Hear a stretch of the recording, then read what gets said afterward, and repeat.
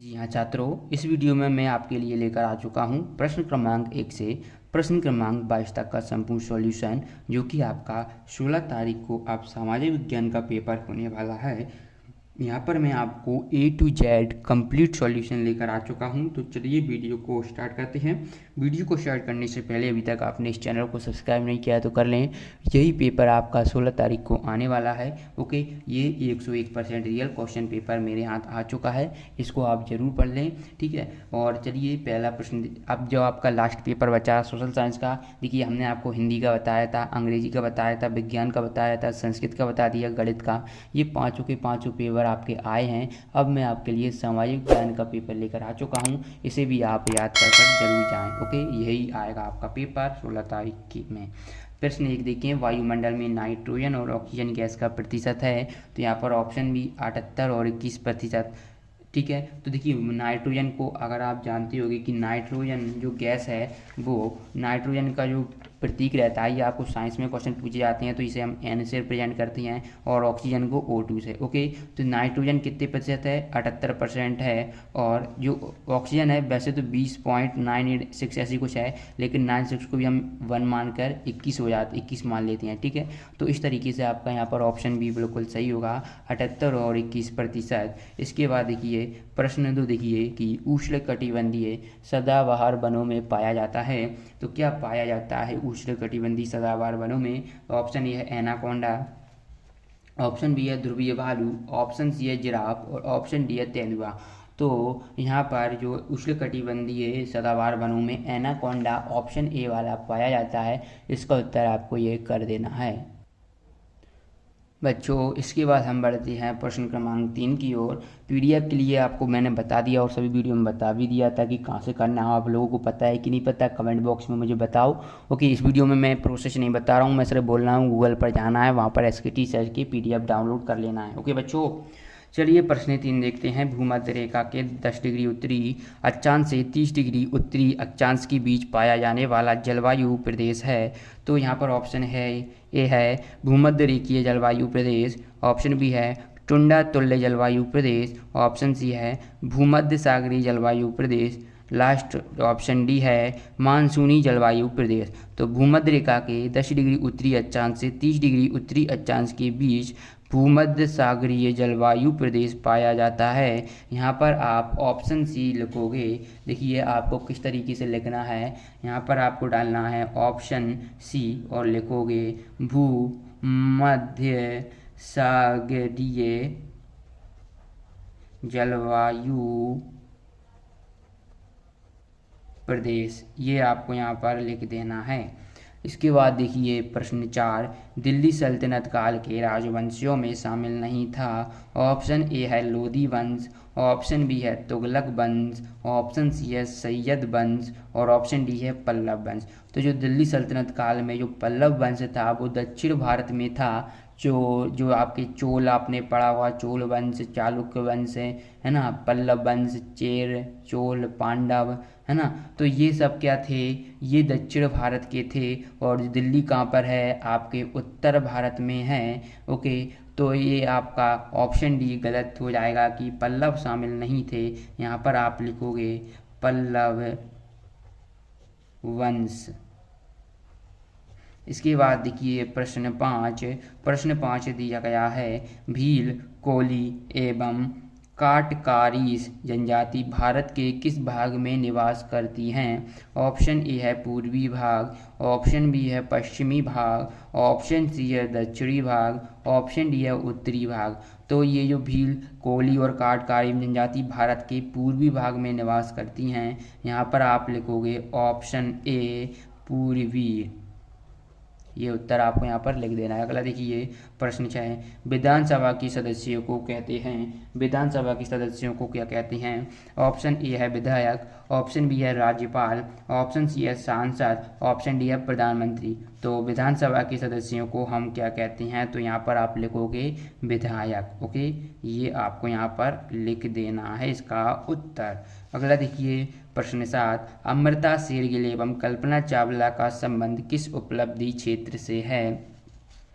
Option A है pilot एवं वैज्ञानिक, ऑप्शन बी है समाज सेवी एवं पेंटर, ऑप्शन सी है पेंटर एवं अंतरिक्ष यात्री, ऑप्शन डी है महिला डॉक्टर एवं वैज्ञानिक। तो अमृता शेरगिल एवं कल्पना चावला का संबंध था, वे पेंटर थे एवं अंतरिक्ष यात्री भी थे। तो यहाँ पर आपको ऑप्शन सी लिख देना है, पेंटर एवं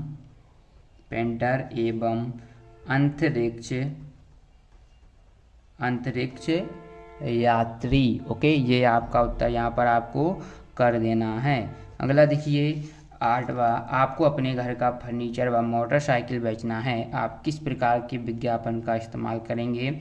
ऑप्शन ए है कि आप क्या राष्ट्रीय विज्ञापन करोगे, दूसरा है वर्गीकृत विज्ञापन, तीसरा है जन कल्याण संबंधी विज्ञापन और चौथा है सूचनाप्रद विज्ञापन। ओके, तो आपको अपने घर का फर्नीचर व मोटरसाइकिल बेचना है, तो आप वैसे तो सूचना भी देकर कर सकते हो, लेकिन उसमें मुझे थोड़ा डाउट लग रहा है वर्गीकृत सूचनाप्रद में जो दोनों में से कोई सही होगा, तो इसलिए मैं यहाँ पर इसका आंसर बिल्कुल श्योरली नहीं बता रहा हूँ। ओके बच्चों, इसका आपको पता हो 100% तो आप कमेंट बॉक्स में बता सकते हो।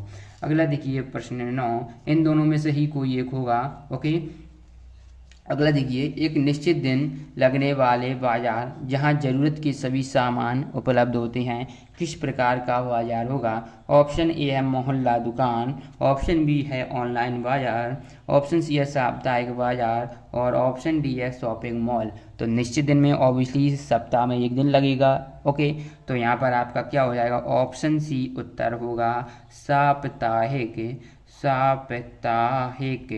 बाजार। ये आपको यहाँ पर इस प्रश्न का उत्तर कर देना है। प्रश्न 9 के बाद चलिए बढ़ते हैं प्रश्न क्रमांक 10 की ओर।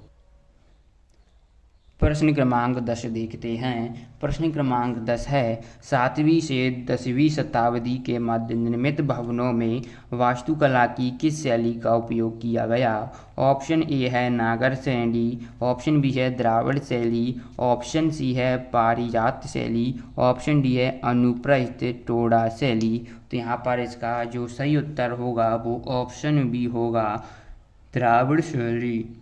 ओके, क्या लिखोगे आप, द्राविड़ शैली, ये आपका उत्तर हो जाएगा। इसके बाद हम बढ़ते हैं प्रश्न 11 की ओर। प्रश्न 11 क्या बोल रहा है कि शैलों के प्रकार लिखते हुए प्रत्येक का एक उदाहरण दीजिए। तो शैलों के 3 प्रकार होते हैं, पहला आग्नेय शैल, दूसरा अवसादी शैल, तीसरा है कायांतरित शैल। उदाहरण में लिखोगे ग्रेनाइट, कोयला और संगमरमर, ये आग्नेय शैल का उदाहरण है। कोयला और संगमरमर आप देख लीजिए, यहाँ पर आपका उदाहरण हो जाएंगे तीनों के। अगला देखिए प्रश्न 12, प्रश्न क्रमांक 12 देख पा रहे हो। प्रश्न क्रमांक 12 में पूछा गया है, जल चक्र क्या है, लिखिए। तो पृथ्वी पर उपस्थित जल का प्रवाह महासागर, वायुमंडल एवं स्थल के बीच लगातार होता रहता है, इसे ही जल चक्र कहते हैं। तो ये आपका प्रश्न क्रमांक 12 का उत्तर कंप्लीट होता है। इसके बाद देखिए प्रश्न क्रमांक 13। प्रश्न क्रमांक 13 का उत्तर आपको गूगल पर मिलेगा। गूगल पर जाकर आपको SKT सर्च करना होगा। तब तक हम देखते हैं प्रश्न क्रमांक आपका जो रहेगा 14। तो बच्चों, अभी तक आपने वीडियो को अपने दोस्तों के साथ शेयर नहीं किया है तो जाइए जल्दी से शेयर कर दीजिए, चैनल को सब्सक्राइब कर लीजिए और बेल आइकन के बटन को प्रेस कर दीजिए। यहाँ पर प्रश्न क्रमांक 14 है। प्रश्न क्रमांक 14 है, 8वीं से 18वीं शताब्दी के बीच राजाओं द्वारा किन 2 तरह की इमारतों का निर्माण किया गया, लिखिए। तो सुरक्षित, संरक्षित तथा इस दुनिया और दूसरी दुनिया में आराम विराम की भव्य जगह, किले, महल तथा मकबरे ये बनाए थे। दूसरा, मंदिर, मस्जिद, हौज, कुएं, सराय तथा वाजरा जैसे जनता की उपयोगी इमारतें बनाई थीं। ये प्रश्न 15, 16 और 17 आपको गूगल पर मिलेंगे। इसके बाद आप प्रश्न 18 देख लो। प्रश्न 18 है, विधायक बनाने के लिए आवश्यक अर्हताएं लिखिए। ओके, तो वह भारत का नागरिक हो, वह 25 वर्ष का भी होना चाहिए, वह दिवालिया अथवा पागल ना हो और वह किसी सरकारी पद पर ना हो। तो ये आपका प्रश्न 18 है। प्रश्न 18 के बाद हम देखते हैं प्रश्न 19। तो यहाँ पर प्रश्न 19 देखिए कि लोकतंत्र में जनसंचार माध्यम की भूमिका लिखिए। तो सूचना देना, जनसंचार माध्यमों का प्रमुख कार्य सूचना देना है। हमें जनसंचार के माध्यम से ही दुनिया भर से सूचनाएं प्राप्त होती हैं।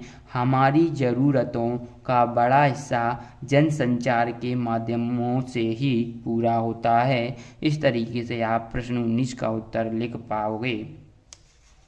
अब हम देखते हैं प्रश्न क्रमांक 20। प्रश्न क्रमांक 20 में दिया गया है कि साप्ताहिक बाजार एवं मोहल्ला दुकान में कोई 3 अंतर लिखिए। क्योंकि यह 3 अंक का पूछा गया है इसलिए आपसे 3 अंतर यहाँ पर पूछ रहा है। तो यहाँ पर आप लिखोगे साप्ताहिक बाजार हेडिंग डालोगे और यहाँ पर आप डालोगे मोहल्ला बाजार। तो ये एक निश्चित दिन लगता है वह साप्ताहिक बाजार होता है और ये हमारे घर या मोहल्ले की दुकानें होती हैं मोहल्ला बाजार में। दूसरा पॉइंट लिखोगे चीज़ें सस्ते दाम पर मिलती हैं और यहाँ पर चीज़ें फिक्स दाम पर मिलती हैं। तीसरा लिखोगे एक ही प्रकार की कई दुकानें होती हैं साप्ताहिक बाजार में, जबकि मोहल्ला बाजार में इसमें दूध, डेयरी, किराना आदि की दुकानें जो होती हैं वो प्रमुख दुकानें होती हैं। इसके बाद प्रश्न 21 देखिए प्राकृतिक आपदा किसे कहती है? आपदा आने पर आप अपना बचाव किस प्रकार करेंगे? तो प्राकृतिक आपदा मानव जनित अथवा प्राकृतिक विपत्ति है जिससे निश्चित क्षेत्र में आजीविका तथा संपत्ति की हानि होती है। बचाव क्या करोगे? भूकंप आने पर बेड के पीछे छिप जाएंगे या फिर नीचे छिप जाएंगे और बाढ़ आने पर ऊंची जगहों पर जाएं जहां पानी न पहुंचता हो। तीसरा तूफान आने पर मकान के अंदर चले जाएंगे। इस तरीके से आपको प्रश्न क्रमांक 21 का उत्तर लिख देना है। ये 22 का भी अभी कंप्लीट नहीं हुआ है तो आपको गूगल पर जाकर मैं बता रहा हूँ वह प्रोसेस आपको कर लेना है। ओके, गूगल पर जाना है, SKT सर्च करना है, वहाँ से आप PDF डाउनलोड कर पाओगे।